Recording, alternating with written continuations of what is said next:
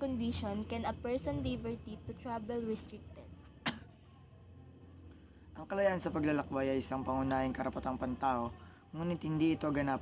Ang mga lehitimong paghihigpit ay maaaring ipato sa ilalim ng mga partikular na pangyayari, pangunahing upang pangalagaan ng pambansang seguridad, kaligtasan ng publiko at kalusugan ng publiko. Okay. Number 2. How was this right handled during the pandemic? Ang mga pamahalaan sa buong mundo ay nakipagbunot sa pagbabalanse ng karapatan ito laban sa agarang pangangailangan na pigilan ang pagkalat ng virus. Malaki ang pagkakaiba ng tugon sa mga bansa at jurisdiction na humantong sa isang komplikado at madalas na controversial sitwasyon. Number 3. Can you share a story of someone wrongly restricted? Ang kaso ni Juan Marcial Ocampo. Siya ay